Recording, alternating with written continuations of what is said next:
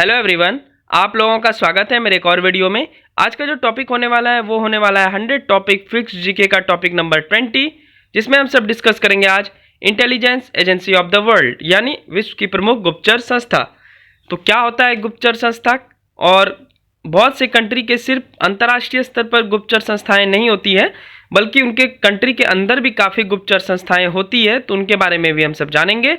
Plus अंतर्राष्ट्रीय स्तर पर भी होती है, उनके बारे में भी जानेंगे। ठीक है, जैसे भारत का अगर लें तो रॉ होता है, तो रॉ के बारे में तो पढ़ेंगे, पर सीआईडी, सीबीआई, आईबी जितने भी होते हैं 10 के आसपास भारत में है, तो वो 10 को देखेंगे। ठीक है, उसी तरह रूस में है, जर्मनी में है, फ्रांस में है, यूएसए में है, तो सारी कंट्री का हम सब गुप्तचर संस्था देखेंगे। दूसरी बात यह है कि उसके हेडक्वार्टर्स कहाँ है, एस्टेब्लिशमेंट डेट कहाँ है, तो वो सब भी देखेंगे और क्या वो रोल करता है। ठीक है, तो चलिए शुरुआत करते हैं इस वीडियो की। पर इससे पहले अगर हमारे चैनल को सब्सक्राइब नहीं किया है तो प्लीज़ चैनल को सब्सक्राइब कर लें।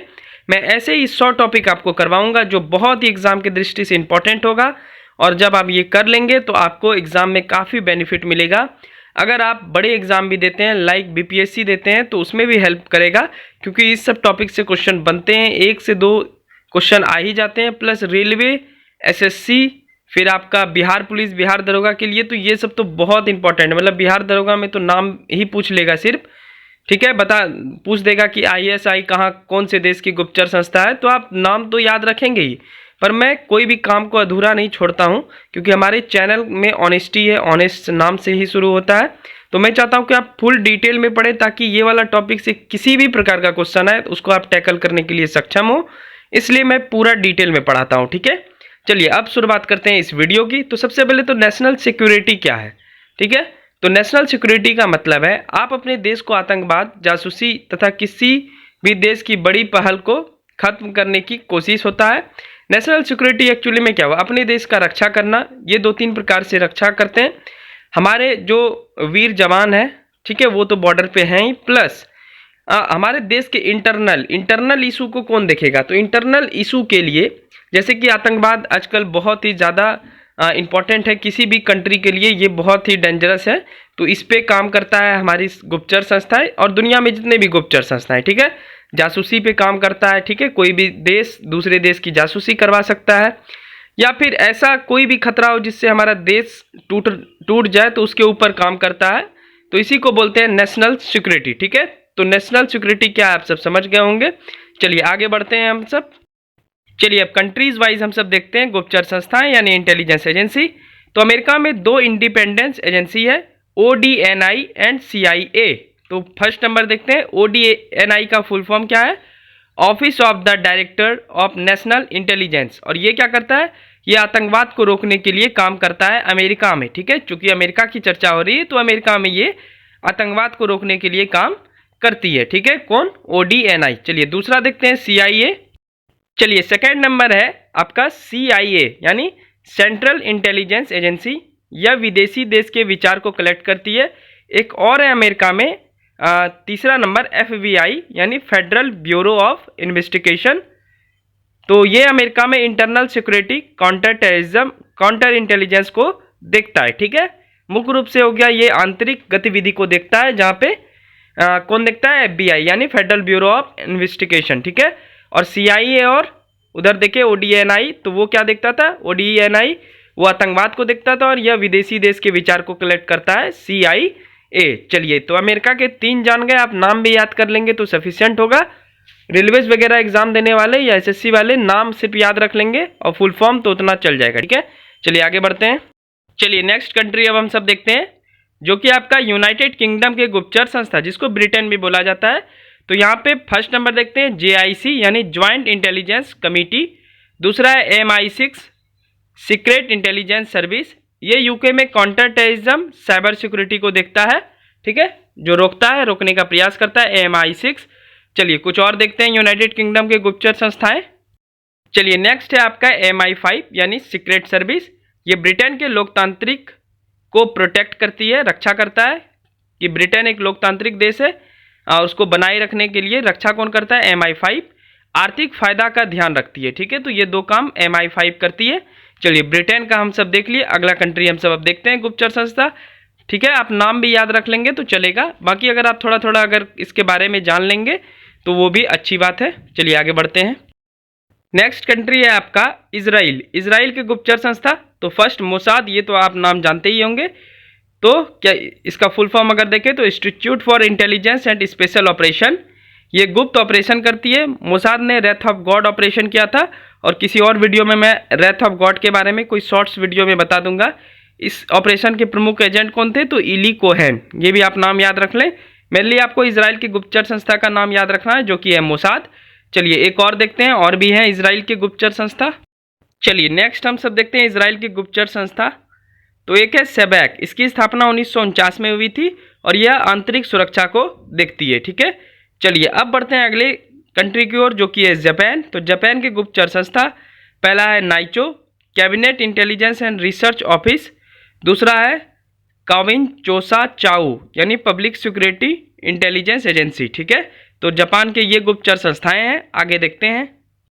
चलिए नेक्स्ट कंट्री है आपका फ्रांस। तो फ्रांस की गुप्तचर संस्थाएं को देखते हैं। तो पहला है DGSI, general directorate for internal security, ये इंटरनल इंटेलिजेंस को देखता है, यानी आंतरिक गतिविधि को देखता है। फ्रांस में आंतरिक मतलब देश के अंदर जो आंतरिक गतिविधि होता है उसको कौन देखता है, DGSI। दूसरा है DGSE, general director for external security, ये बाहरी समस्या को देखता है, यानी फ्रांस के आंतरिक समस्या को देखता है DGSI, general directorate for internal security. दूसरा DGSE है, यानी general direction for external security, ये बाहरी समस्या को देखता है, यानी विदेशी समस्या को देखता है फ्रांस में। चलिए आगे बढ़ते हैं। चलिए नेक्स्ट कंट्री है कनाडा की गुप्तचर संस्था। तो कैनेडियन सिक्योरिटी इंटेलिजेंस सर्विस, बस आप नाम याद रख लें। सिक्स है ऑस्ट्रेलिया की गुप्तचर संस्था। तो पहला NIC के अंतर्गत दो संगठन आते हैं, ASIS और ASIO। ठीक है, चलिए पहले तो NIC का फुल फॉर्म देख लीजिए, नेशनल इंटेलिजेंस कम्युनिटी। तो NIC का A नंबर है, ASIS Australian security intelligence service. दूसरा है ASIO Australian security intelligence organisation. ठीक है, तो ऑस्ट्रेलिया के गुप्तचर संस्था का आप नाम याद कर लिए, कनाडा का भी कर लिए। चलिए आगे बढ़ते हैं। चलिए नेक्स्ट कंट्री है आपका जर्मनी। तो जर्मनी के गुप्तचर संस्था को देखते हैं। तो फर्स्ट नंबर है BND, फेडरल इंटेलिजेंस सर्विस, यह विदेशी को देखता है। दूसरा है BFV, तो federal office for the protection of the constitution. ठीक है, यानी संविधान की रक्षा करता है BFV। ठीक है, और BND क्या करता है, ये विदेशी को देखता है जर्मनी में, यानी फेडरल इंटेलिजेंस सर्विस। चलिए नेक्स्ट देखते हैं हम सब। नाम बस याद रखना इंपॉर्टेंट है, नाम जरूर आप याद रखेंगे। ठीक है, चलिए नेक्स्ट है रूस। तो रूस के गुप्तचर संस्था देखते हैं। फर्स्ट नंबर है SUR, foreign intelligence service of the Russian federation, ये फुल फॉर्म होगा। दूसरा है FSB, फेडरल सिक्योरिटी सर्विस। तीसरा है FSO, फेडरल प्रोटेक्शन सर्विस। चलिए नेक्स्ट देखते हैं हम सब, बस इसका फुल फॉर्म आप याद रख लीजिए। जिस संस्था के बारे में थोड़ा कुछ जानना होगा उसके काम का, तो वहाँ पे मैं लिख दूंगा। ठीक है, बाकी रूस के गुप्तचर संस्था का ये सब आप याद कर लें। आगे बढ़ते हैं। चलिए कुछ और देखते हैं रूस के गुप्तचर संस्था का नाम। तो GRB, main directorate of the general staff of the armed force of the Russian federation. और पांचवा है KGB, जिसको 1991 में खत्म कर दिया गया था। ठीक है, चलिए अब बढ़ते हैं बांग्लादेश के गुप्तचर संस्था के साथ। चलिए नेक्स्ट बांग्लादेश। तो बांग्लादेश के गुप्तचर संस्था का क्या नाम है, नेशनल सिक्योरिटी इंटेलिजेंस, बहुत ईजी है। 11th है पाकिस्तान की गुप्तचर संस्था, ये सब तो आपको नाम पता ही होगा। ISI, इंटर सर्विस इंटेलिजेंस, ये विदेशी मामले को देखता है। ठीक है, चलिए नेक्स्ट बढ़ते हैं हम सब अपने प्यारे भारत की ओर। चलिए अभी पाकिस्तान के कुछ बचे हुए हैं, उसके बाद चाइना देखेंगे, फिर हम अपने प्यारे भारत की ओर बढ़ेंगे। तो पाकिस्तान का है सेकंड इंटेलिजेंस ब्यूरो। तीसरा है Dhami, directorate general for military intelligence. चलिए अब बढ़ते हैं 11th नंबर चाइना के गुप्तचर संस्था। फर्स्ट है MSS, यानी मिनिस्ट्री ऑफ स्टेट सिक्योरिटी। दूसरा है MPS, मिनिस्ट्री पब्लिक सिक्योरिटी। ठीक है, चलिए अब चाइना के बाद अब हम सब बढ़ेंगे अपने प्यारे भारत की ओर। ठीक है, दुनिया में सबसे अच्छा कंट्री है हमारा प्यारा भारत। ठीक है, चलिए बढ़ते हैं अब अपने प्यारे भारत की ओर। चलिए अब हम सब अपने प्यारे भारत के 10 गुप्तचर संस्था को देखेंगे, एक एक करके जानेंगे कौन से मिनिस्ट्री के अंतर्गत आता है। ठीक है, तो चलिए सबसे पहला है CID, बहुत देखेंगे आप सब टीवी पर। तो CID है क्रिमिनल इन्वेस्टिगेशन डिपार्टमेंट। तो फर्स्ट पॉइंट है ये राज्य सरकार के अंतर्गत होती है। दूसरा, ये क्राइम को इन्वेस्टिगेशन करती है, ठीक है, खोजबीन करती है जहाँ भी क्राइम होता है, खून खराबा मतलब आप समझ लीजिए। तीसरा है जनक, इसके जनक कौन है तो राय बहादुर पंडित शंभुनाथ, ठीक है। चौथा है सीआईडी की स्थापना 1902 ईस्वी में की गई थी, ठीक है। तो भारत की गुप्तचर संस्था का पहला हम सब खत्म कर लिए जिसका नाम है सीआईडी, ठीक है, क्रिमिनल इन्वेस्टिगेशन डिपार्टमेंट। चलिए आगे बढ़ते हैं। चलिए सेकेंड नंबर देखते हैं हम सब। तो भारत के दूसरे गुप्तचर संस्था है सीईआईबी यानी सेंट्रल इकोनॉमिक इंटेलिजेंस ब्यूरो। इसकी स्थापना जुलाई 1985 ईस्वी में हुई। ये department of revenue ministry of finance के अंतर्गत आता है। इसका काम क्या है तो यह स्मगलिंग, मनी लॉन्ड्री, टैक्स की चोरी को देखता है। चौथा, इसका हेड डीजी होता है जो special security to the government of India के अंतर्गत आता है। ये इकोनॉमिक काउंसिल को अपना रिपोर्ट प्रस्तुत करता है। तो ठीक है, इतना जान लेते हैं सीईआईबी के बारे में। चलिए आगे बढ़ते हैं तीसरे डिपार्टमेंट की ओर यानी तीसरे गुप्तचर संस्था की ओर। चलिए थर्ड नंबर है आपका इन्फोर्समेंट डायरेक्टरेट। फर्स्ट नंबर ये department of revenue ministry of finance के अंतर्गत आता है। दूसरा, ये foreign exchange management act 1999 FEMA जिसको बोलते हैं and the prevention of the money laundering act 2002 यानी पीएमएलए को देखती है, ठीक है। चलिए आगे बढ़ते हैं हम सब चौथे डिपार्टमेंट की ओर, चौथे गुप्तचर संस्था की ओर। चलिए 4 नंबर हम सब देखते हैं इकोनॉमिक इंटेलिजेंस काउंसिल। ये मिनिस्ट्री ऑफ फाइनेंस के अंतर्गत आता है और ये आर्थिक अपराधों को देखती है, ठीक है। तो इतना ही था 4 नंबर में। चलिए 5वां देखते हैं। टोटल मिलाकर भारत के 10 गुप्तचर संस्था को हम सबको देखना है। आगे आपको रॉ वगैरह मिल जाएंगे, ठीक है, घबराइएगा नहीं अभी आप। चलिए नेक्स्ट देखते हैं हम सब आपका 5वां number the defence intelligence agency DIA. इसकी स्थापना 2002 में की गई थी। इसका डीजी मिनिस्ट्री ऑफ डिफेंस को रिपोर्ट करता है और ये सीडीएस को मिनिस्ट्री ऑफ डिफेंस को रिपोर्ट करता है, ठीक है। सीडीएस मतलब चीफ ऑफ डिफेंस स्टाफ, ठीक है। चलिए 6 नंबर हम सब देखते हैं। चलिए 6 नंबर हम सब देखते हैं डायरेक्टरेट ऑफ रेवेन्यू इंटेलिजेंस। ये एंटी स्मगलिंग इंटेलिजेंस को रोकती है। ये firearms gold, narcotics, fake India currency को देखती है। कोई चीज़ भारत में बैंड है ये उसको देखती है, ठीक है। जैसे कोई भी चीज़ भारत में बैंड की गई तो वो फिर से अगर किसी बाहरी सोर्स से आ जाती है तो उसको कौन देखता है, डायरेक्टरेट ऑफ रेवेन्यू इंटेलिजेंस, ठीक है। तो ये छठा भारत का गुप्तचर संस्था था। चलिए 7वें गुप्तचर संस्था की ओर हम सब बढ़ते हैं। चलिए 7 नंबर हम सब देखते हैं इंटेलिजेंस ब्यूरो जिसको आईबी बोलते हैं। इसका नाम तो आप जरूर सुने होंगे, ठीक है। खास करके दिल्ली और केंद्र सरकार का जो इशू है उसमें काफ़ी इरेज होता है, ठीक है। इंटेलिजेंस ब्यूरो आईबी, तो इसका मोटो क्या है, जागृत अनिर्दिष्ट यानी ऑलवेज अलर्ट। ये इंटरनल सिक्योरिटी को देखता है। 1885 में स्थापित एमजी कार्लेस मैग्रेगर को नियुक्त किया गया था जो रशियन ट्रूप पर नज़र रखने के लिए, ठीक है। ये पहला उस टाइम का काम था। चौथा, ये गृह मंत्रालय के अधीन आता है, ठीक है, यानी होम मिनिस्ट्री के अंतर्गत आता है आपका इंटेलिजेंस ब्यूरो। चलिए 8वां देखते हैं, अब आगे शायद रॉ होगा। चलिए 8 नंबर हम सब देखते हैं आपका है the research and analysis wings जिसको रॉ बोलते हैं। रॉ का मोटो क्या है, धर्मो रक्षिति रक्षता। इसके पहले प्रबंधक निदेशक थे रामेश्वर नाथ काऊ।